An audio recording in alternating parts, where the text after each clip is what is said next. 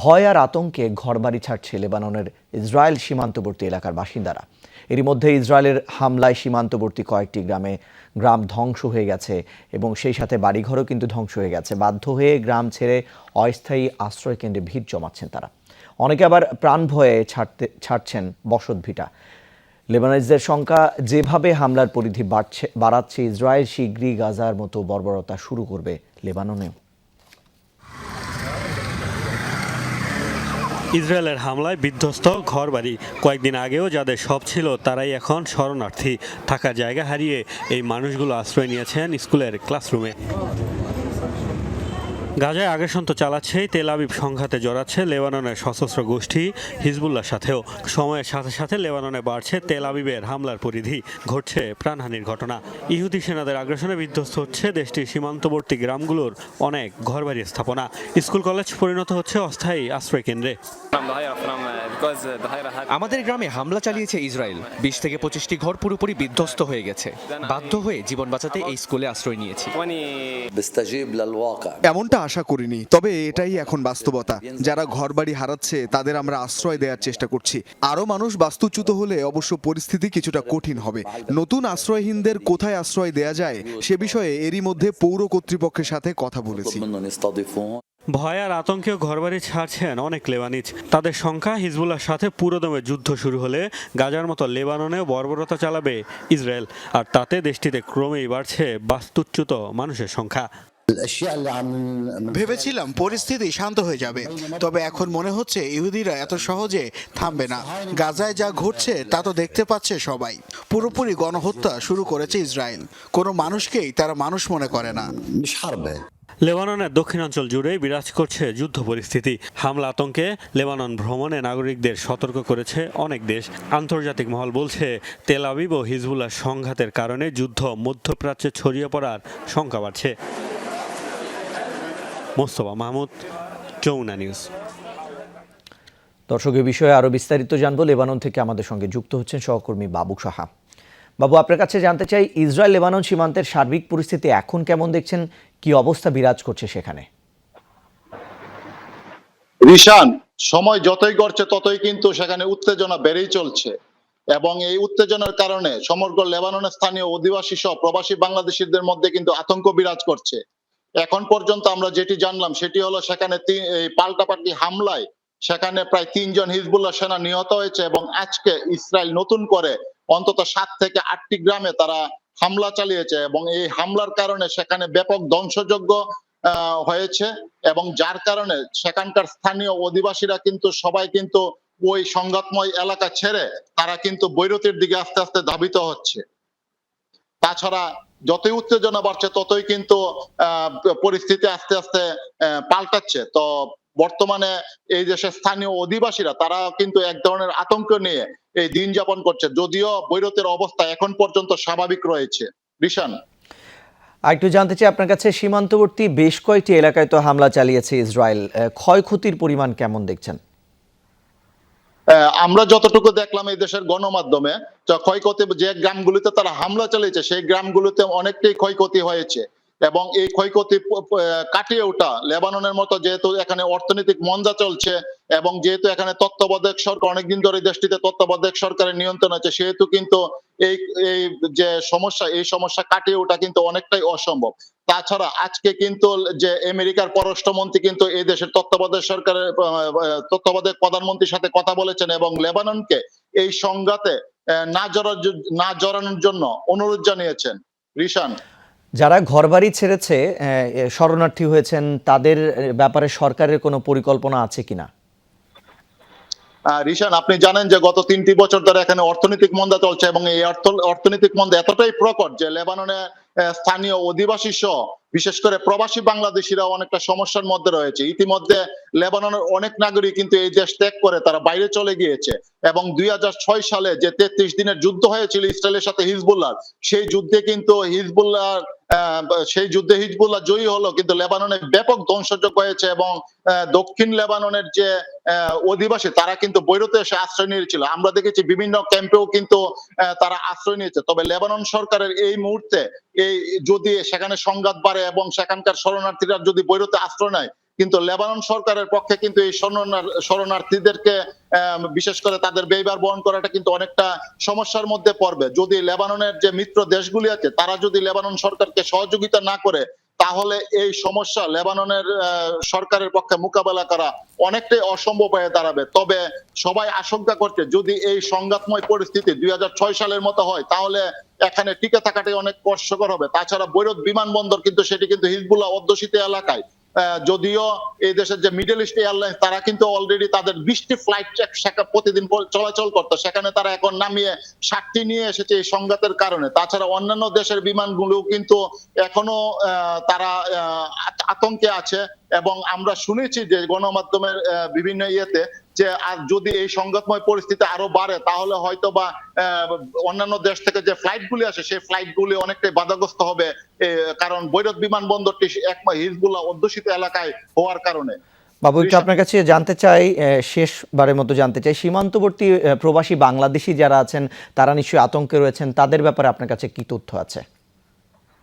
রিশান, যে লেবাননের দক্ষিণে কিন্তু যে সকল বাংলাদেশিরা রয়েছে, ইতিমধ্যে বাংলাদেশে দূতাবাস একটি বিজ্ঞপ্তি দিয়েছিল গত এক সপ্তাহ আগে, এবং এই বিজ্ঞপ্তির মাধ্যমে কিন্তু দক্ষিণাঞ্চলের অনেক বাংলাদেশি কিন্তু নারী পুরুষ তারা দূতাবাসের সাথে যোগাযোগ করে তাদের মোবাইল নাম্বার এবং তাদের নাম কিন্তু ইতিমধ্যে দূতাবাসে লিপিবদ্ধ করেছে, এবং বাংলাদেশ দূতাবাসও কিন্তু এই পরিস্থিতির উপর তারা নজর দেখছে। যদি সেখানে সংঘাত আরো বাড়ে, তাহলে বাংলাদেশের নাগরিকদেরকে বাংলাদেশ দূতাবাস তাদের নিরাপদে আনার ব্যবস্থা করবে, এমনটাই কিন্তু জানিয়েছে বাংলাদেশ দূতাবাস। তবে লেবাননে কিন্তু এখন পর্যন্ত বৈরুতে অবস্থা স্বাভাবিক রয়েছে। প্রবাসী বাংলাদেশী যে ব্যবসা বাণিজ্য বা অন্যান্য যে প্রতিষ্ঠানগুলো সেগুলো কিন্তু স্বাভাবিক অবস্থায় আছে।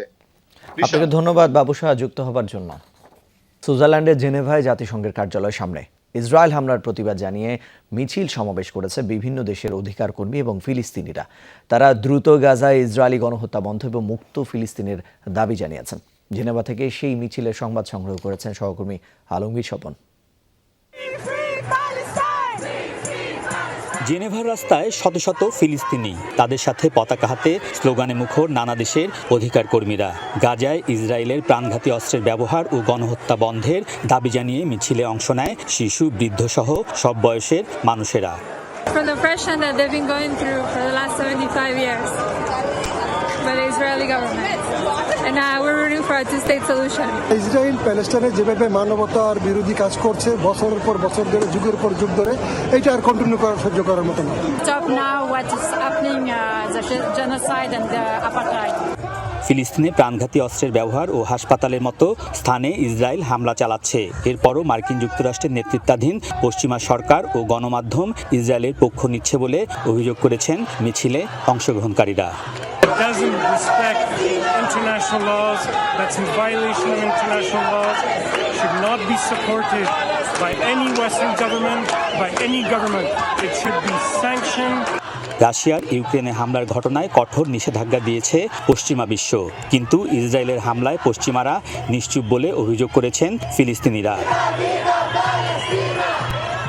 ইসরায়েলের হামলায় বৃদ্ধ কেউ রক্ষা পাচ্ছে না, এমনকি হাসপাতালে হামলা করা হয়েছে এবং এ নিয়ে সারা বিশ্বে প্রতিবাদ হচ্ছে। এবং দেখতে পাচ্ছেন যে সুইজারল্যান্ডের যে জেনেভায় কিন্তু ফিলিস্তিনি তারা কিন্তু এই হামলার প্রতিবাদ জানাচ্ছে এবং ফিলিস্তিনকে মুক্তি করার যেটা আজন্ম দাবি, সেই দাবি জানাচ্ছে এই মিছিলে। Alamgir Swapan, Jamuna news, Geneva, Switzerland. ফিলিস্তিনি পক্ষে ব্যাপক বিক্ষোভ হয়েছে লন্ডনেও। শনিবার ইসরায়েলের লাগাতার আগ্রাসনে প্রতিবাদে সড়কে নামে যুক্তরাজ্যের অন্তত 1 লাখ বাসিন্দা। এ সময় অবিলম্বে গাজায় বর্বরতা বন্ধের দাবি জানান বিক্ষোভকারীরা। ফিলিস্তিনের পতাকা, প্লাকার্ড নিয়ে জানান গাজার সাধারণ মানুষের প্রতি সহমর্মিতা, দেন ইসরায়েল বিরোধী স্লোগান। দাবি জানান স্বাধীন ফিলিস্তিন রাষ্ট্র প্রতিষ্ঠার। পশ্চিমা নেতাদের একপাক্ষিক ভূমিকারও নিন্দা জানান তারা। তেল আবিবের নির্বিচার হামলার কারণে পশ্চিমা দেশগুলোতে বাড়ছে ক্ষোভ। অনেক দেশেই প্রতিবাদ বিক্ষোভ করেছেন সাধারণ মানুষ।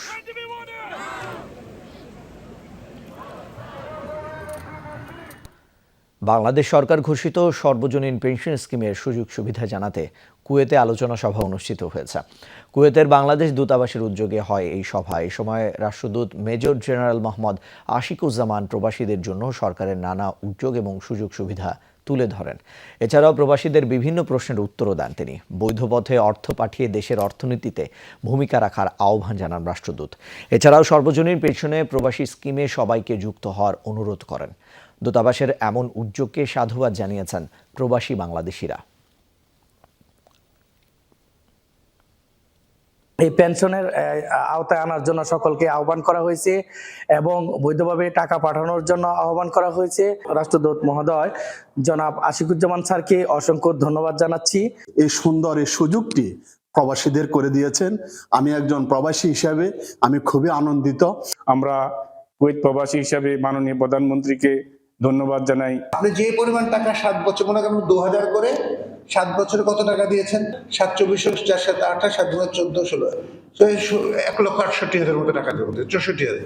এই 1,64,000 সাথে ইন্টারেস্ট যত হয় সেটা হিসাব করে আপনার নমিনিকে টাকাটা ফেরত দিন। মালয়েশিয়ায় বঙ্গবন্ধু শেখ মুজিবুর রহমানের কনিষ্ঠ পুত্র শেখ রাসেলের 60তম জন্মদিন উপলক্ষে শেখ রাসেল দিবস উদযাপন করা হয়েছে। গেল বুধবার কুয়ালালামপুরের বাংলাদেশ হাইকমিশনের উদ্যোগে ছিল নানা কর্মসূচি। এ সময় রাষ্ট্রপতি ও প্রধানমন্ত্রী বাণী পাঠ করা হয় এবং শেখ রাসেলকে নিয়ে নির্মিত প্রামাণ্যচিত্র প্রদর্শন করা হয়। সভাপতিত্ব করেন ভারপ্রাপ্ত হাই কমিশনার মোহাম্মদ খোরশেদ আলম খাস্তগি। উপস্থিত ছিলেন দূতালয় প্রধান এবং councillor Farhana Ahmed Chowdhury, councillor Pranab Kumar Bhattacharya, councillor Syed Shariful Islam, councillor Russell Rana সহ অনেকে। এছাড়া বাংলাদেশ হাইকমিশনের উদ্যোগে এই দিবস উপলক্ষে আয়োজন করা হয় 2 দিনের ফুটবল টুর্নামেন্ট। এতে অংশ নিচ্ছে বাংলাদেশ কমিউনিটির 12টি দল। জার্মানির বার্লিনে বঙ্গবন্ধু শেখ মুজিবুর রহমান এবং বঙ্গমাতা শেখ ফজিলাতুন্নেসা মুজিবের কনিষ্ঠ পুত্র শেখ রাসেলের 60তম জন্মবার্ষিকী ও শেখ রাসেল দিবস উদযাপন করা হয়েছে। বুধবার বার্লিনে বাংলাদেশ দূতাবাসের মিলনায়তনে দিবসটি উপলক্ষে ছিল নানা কর্মসূচি। আয়োজনের মধ্যে ছিল শেখ রাসেলের প্রতিকৃতিতে পুষ্পমাল্য অর্পণ, পবিত্র ধর্মগ্রন্থ সমূহ থেকে পাঠ ও শেখ রাসেলের স্মরণে 1 মিনিট নীরবতা পালন। আরও ছিল বাণীপাঠ, প্রামাণ্যচিত্র প্রদর্শন ও আলোচনা সভা। আলোচনায় অংশ নেন জার্মানিতে নিযুক্ত বাংলাদেশের রাষ্ট্রদূত মোহাম্মদ মোশাররফ হোসেন ভূঁইয়া, দূতাবাসের রাজনৈতিক মিনিস্টার জাভেদ ইকবাল সহ অনেকে। পরে কেক কেটে জন্মদিন উদযাপন করা হয়। সর্বশেষ ছিল দোয়া মাহফিল। দুবাইয়ে আলমতিনা এলাকায় যাত্রা শুরু করেছে বাংলাদেশি ব্যবসা প্রতিষ্ঠান ফুড কর্নার। বৃহস্পতিবার প্রতিষ্ঠানটির উদ্বোধন করেন সংযুক্ত আরব আমিরাতে নিযুক্ত বাংলাদেশের রাষ্ট্রদূত মোহাম্মদ আবু জাফর। এ সময় রাষ্ট্রদূত জানান, বাংলাদেশিদের জন্য আরব আমিরাতের ভিসা বন্ধ নয়, তবে ভিসা পেতে সঠিক পদ্ধতি অবলম্বন করতে হবে। এছাড়া ভ্রমণ ভিসায় আরব আমিরাতে গিয়ে ভিসা পরিবর্তনের কোনো সুযোগ নেই বলে জানান তিনি। বাংলাদেশি এই প্রতিষ্ঠানটির উদ্বোধনী অনুষ্ঠানে আরও অংশ নেন Bangladesh business councillor senior vice president Ayub Ali Babul, Saifuddin Ahmed, নারী উদ্যোক্তা শেফালি আক্তার আখি সহ অনেকে। সবার মাঝে বাংলাদেশি খাবারটা, বাংলাদেশি ট্র্যাডিশন যা আছে ওগুলা আমরা চেষ্টা করছি যাতে পৌঁছে দেওয়ার জন্য। ফ্রিল্যান্সিং এ আপনাকে কোনো রকমের কোনো এজারি নিতে হবে না, এগ্রিমেন্ট করতে হবে না, কোনো রিয়েল এস্টেটের কাছে যেতে হবে না।